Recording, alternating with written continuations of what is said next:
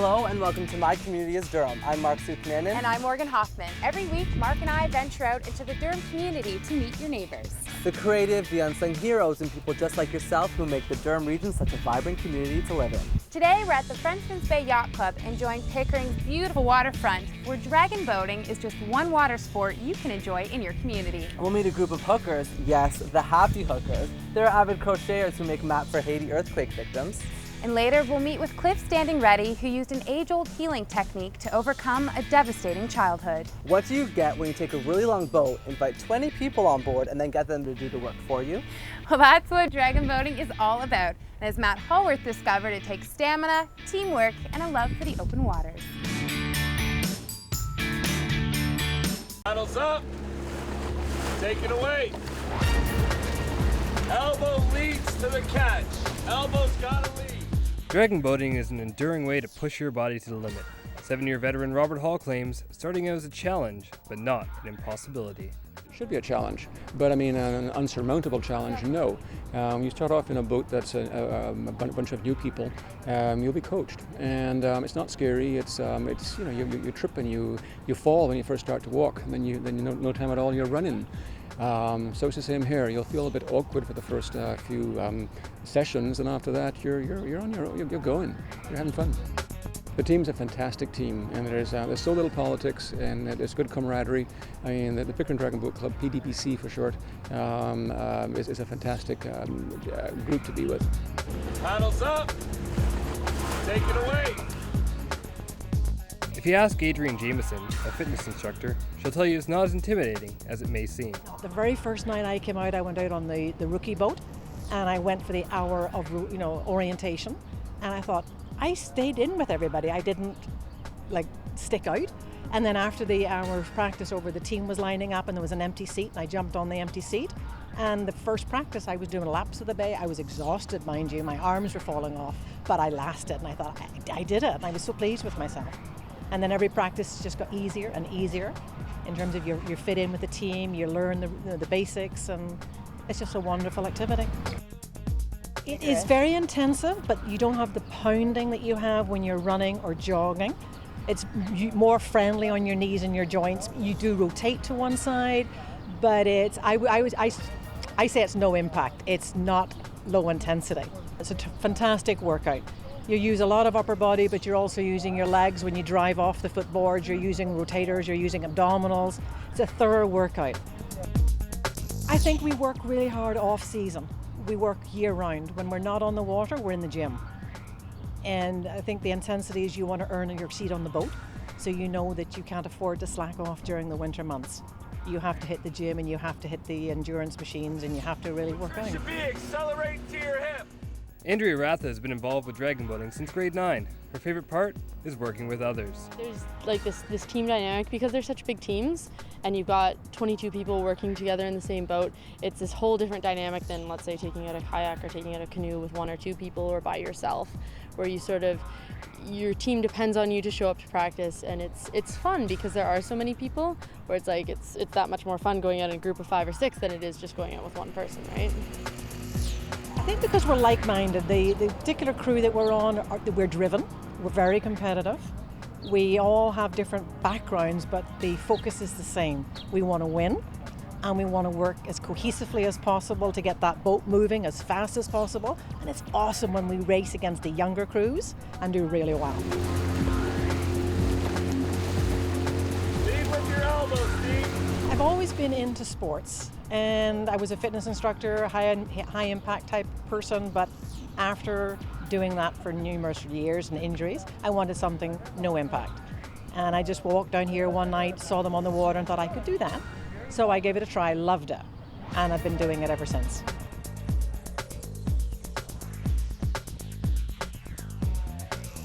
Dragon boating has a lot to offer those who are looking for an intense yet low impact workout and an embracing team atmosphere.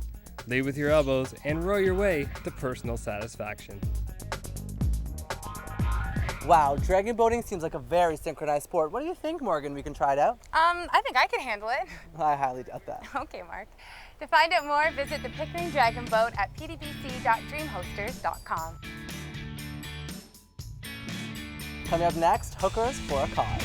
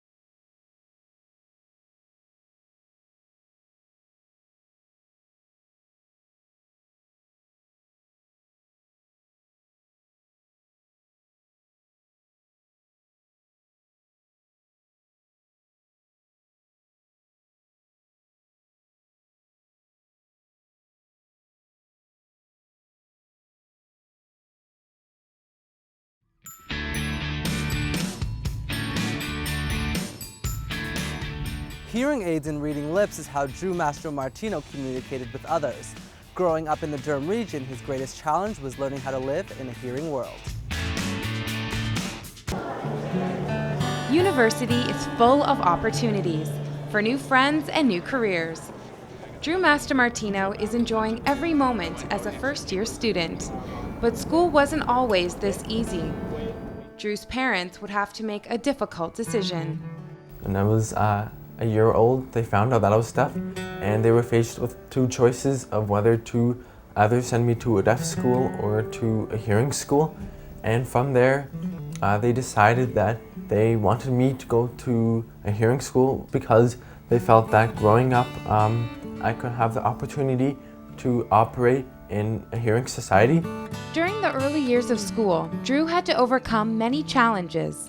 How did the other kids treat me? I don't think they ever bullied me, but it was more of they would kind of avoid me. Just facing the struggles and trying to get through the day. Sometimes some days were good, sometimes some days were bad. And you know, the times when I especially didn't want to go to school would be when there was a misunderstanding that happened and I accidentally did something wrong, and you know, the teacher thought that I was purposely doing this or that. But there was one teacher who never gave up. Melissa Church is a teacher of the deaf who worked with Drew every day from junior kindergarten to grade 8. She was different in the sense that she always thought I was capable of doing anything, while some other teachers would feel like, okay, he's deaf, so let's just give him this little extra help and kind of, you know, just make it a lot easier for me. She always said, don't worry, one day you're gonna look back and you're gonna see how successful you are, and you're gonna blow everyone's mind away. And at the time I was only like 8 to 10 years old, and I was like, no, that's never gonna happen. During school, Drew had difficulties using hearing aids and reading lips to communicate with others. I think all that changed when I got the cochlear implant in grade 6, and that really expanded my hearing. A cochlear implant is an electronic device surgically implanted into the inner ear to stimulate the auditory nerve. When the cochlear implant was first turned on, I heard all these sounds and it was very frustrating, and I actually went during the school. Sometimes I would just leave the classroom and go to Miss Church and be like, I can't hear, it's hard to understand. And you know, it was very emotionally frustrating for me too. And sometimes I couldn't even understand what people were saying. And she said, well, that's part of the hearing thing. Like, you know, you hear all these voices, but eventually your mind will learn how to block it. It took 6 months for his mind to fully adapt, but Drew was lucky. His hearing clinically showed it was 89 to 90%. When Drew entered high school, he excelled socially and academically. His greatest achievement was winning the Terry Fox Humanitarian Award for his involvement in the community. Rolling! Action. Drew is studying film production at York University. He wants to become a filmmaker and spread the awareness of social issues. My goal is, after I graduate, is to do inspirational films, fiction films based on true stories. Stories that expand people's minds, makes them think about different things rather than things surrounding their own bubble. He's learning all aspects of the industry, even if that means working on all-night sets as a crew member and working with props. Popcorn, action! Drew tells me he feels lucky to have a supportive family and the opportunities others might not have had. Growing up, I was forced and encouraged to work extra hard because I was always told it would pay off in the future, and so it really did pay off. To this day, Drew and Miss Church still remain close friends. Drew even played guitar at her wedding, a moment she'll never forget. To find out more about Drew and his work, visit drewmastromartino.com. Sometimes we take for granted just how lucky we really are in Durham region, but not this group of women from Brooklyn. They wanted to make a difference and decided hooking was the way to go. And I put several in at once, 7 at the most. 7, up to 7, yeah. They're called the hookers. I think they're the happy hookers. The hookers? I think it's a very good name we have chosen because we are happy hookers. We make mats for the people in Haiti that have literally nothing. These are people up in Port-au-Paix and they have literally nothing. They come in to have babies with no clothes, no nothing. And they've nothing to sleep on, and their children have nothing to sleep on except the ground. So we decided we would go ahead and make the mats. For me, I went down to Haiti in April and I saw the mats in use down there. I was able to give a mat that a 12-year-old girl had made to a family, and this little boy was so excited because there he was with just a yard with chickens running around, and you can imagine sleeping on the bare ground, and to see him lying on this mat and the big smile on his face was wonderful. We're doing something good, and it's a wonderful social group just to meet with every week, and we feel that we're contributing something good to someone who needs it. I know that if I do my little part to help, then everyone else can, one by one, everyone can make a difference into Haiti. And it's really nice to give back because we feel we get so much in this culture we live in, and it's nice to finally give back something, you know? For sure. So I'm just looping bags together. We make these mats. They can either be crocheted or knit, and they're made out of the milk bags. They're cut into strips, and then they're looped together so that they make plastic yarn. And then they crochet them or knit them as big as they can. They can be like 3 feet wide, 4 or 5 feet high.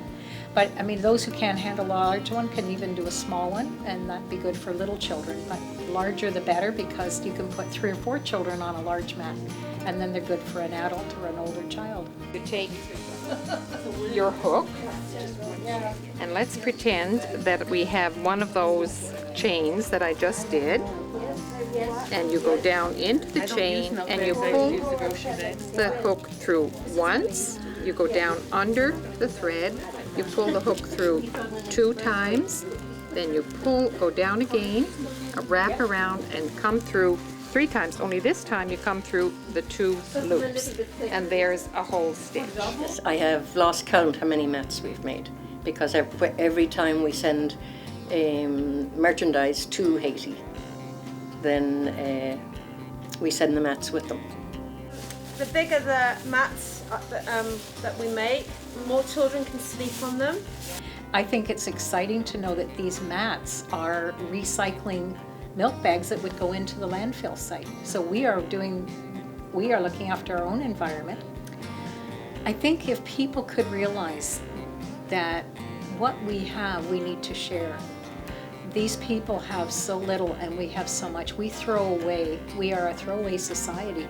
We seem to need new things every year, and yet down there they will make do with whatever little they have. I'm sad and grateful that I can do something to help them.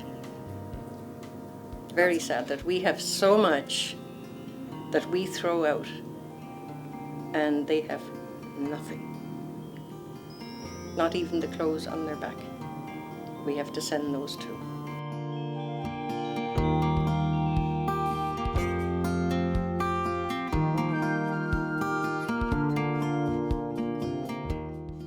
Those ladies are fantastic. Durham region is full of kind people who love giving back. If you would like to start your own group of happy hookers or donate plastic milk bags, you can contact St. Leo the Great Roman Catholic Church at 905-655-3286. Up next, a father and son team goes city style in the Burbs.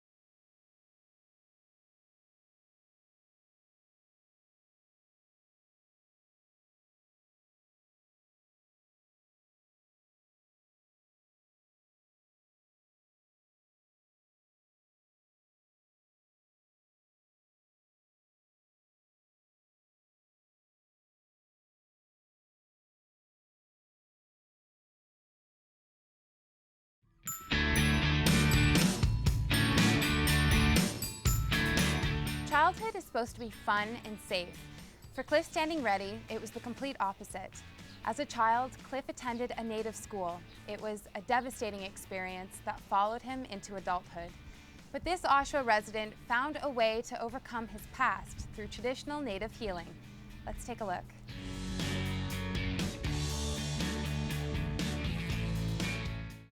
Devastating childhood memories is an understatement to what Cliff Standing Ready went through at the tender age of 3. He was a victim of abuse at a residential school in Manitoba, turning his childhood into traumatizing memories. To start in the beginning, this Mr. Jones, our supervisor, took me through our first day at school. That first day, he took me through his idea of cleaning me up. He put me in a bathtub, and when he put me in the bathtub, he ran the hot water without getting it cool, and he lifted me up on my arms and put me in that tub, and my feet go red and they start to blister. Cliff tried to heal through journaling his experiences. He poured out every detail, yet the hurt would not go away. Actually, it was just a cathartic kind of an exercise to start to journal, and I just kept it. And the journaling just started growing in size. It just kept getting bigger and bigger and thicker. And then I showed the whole thing to a friend of mine that I had breakfast with. And he looked at it and he said, "Cliff, this is a book, you got to get it published." And my wife, Fran, she read the first version, and she said it was so full of ego, pain, and hurt. She said, so it ended up, she was really honest with me that way, and I threw it in the fireplace and burned it. Then I began to write again, and this time I let the spirit talk rather than my head. And what you see is the result of Children of the Creator. Because of all the hurt and pain, Cliff turned to a healer who suggested a sweat. A sweat takes place in a sweat lodge. This process is supposed to literally help someone sweat out all of their problems. Now, I have no idea where this thought came from, except that the sweat was there. It was the avenue, and we took the sweat, and I went up and did that sweat the following weekend, and the most terrifying experience I ever had. It meant that I had to give up my whole life that I knew before. and like it was a complete, absolute emptying. Like I became a non-entity in that sweat. Because Cliff felt like he had no spirit, he didn't have a spirit name. His conductor gave him the name Standing Buffalo Warrior. Okay, this buffalo skull is representative of my name, Tatanka Ajay Akich de Okpa. And this buffalo skull originates in Custer, South Dakota.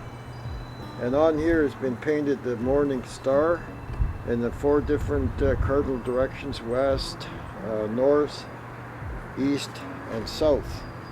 And on this is the buffalo horns, and on my regalia I have these horns, the horns of the shell itself on my regalia. And so this is really an important symbol, if you like, of my spirituality. After many years, Cliff can say he is now healed. His book called Children of the Creator portrays many messages, with the main message being, in life, there is no trauma too big to overcome. My life is joyful today as opposed to being traumatic. Like everything is a wonder today for me. Everything is a wonder. I see a squirrel, I stop and watch the squirrel. I see a robin, I stop and watch the robin. I see a tree grow and I stop and I just appreciate it. Not from my head like it used to be, but in my spirit, that we are all connected. Cliff sold 300 copies in the first 5 months of his book's release. And I heard it's already in its second printing. The entrepreneurial spirit is alive in Durham, but for Kevin and Doug Brown, it seemed like the most natural thing to do. The father and son duo wanted to bring the big city dining to the burbs. Eddie, you grab me some penne. 911. One bag. Kevin Brown loves to cook and had a dream of owning his own restaurant. For years, he worked as a chef for someone else until he went into business with his dad, and Burbs Bistro was born. Why burbs? Burbs, suburbs. The fact that I've been a Durham region boy my whole life. Kevin, my son and our chef, has worked in several restaurants prior to opening Burbs. This was kind of his dream in terms of the style of dining that he wanted to have and the type of food. So it's a bistro type fare, which is not usually available in the suburbs, and so that's what he thought he wanted to do. Burbs Bistro gave Kevin the opportunity to do everything his way, from creating unique dishes to inventing his own menu. My menu is food-driven, it's ingredient-driven versus technique-driven.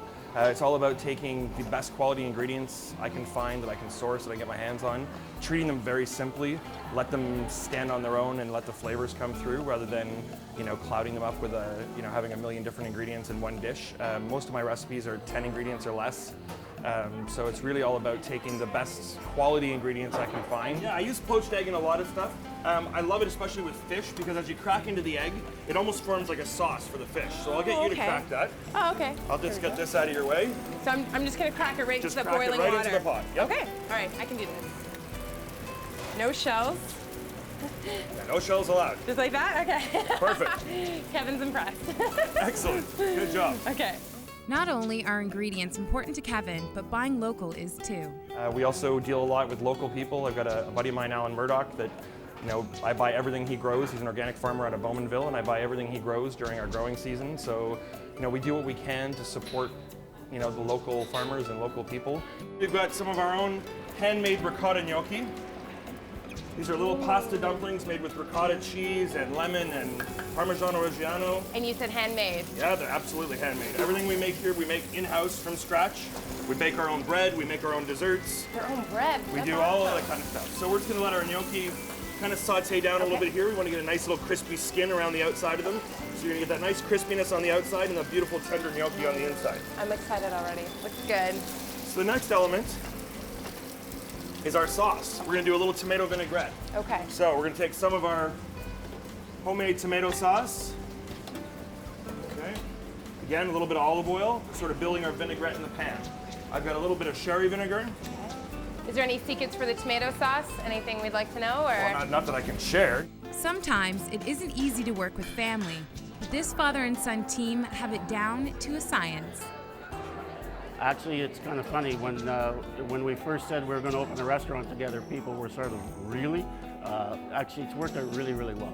We get along great. He does the food and I don't interfere with that, and then I do the accounting and some of the front of the house work, and we get along just fine. It depends what they ask me. No, it's great. I mean, we have a fun dynamic. I mean, we definitely, it's close quarters sometimes, but it's good because, I mean, Dad wasn't ever in the restaurant business, so for him to come in and work with me it's fun. It's good. Kevin and Drew have been successful in bringing big city dining to the suburbs, and they wouldn't have it any other way. I tell them they can probably take about 15-20 minutes off their drive and stop here on the way, and I bet you they won't go any further.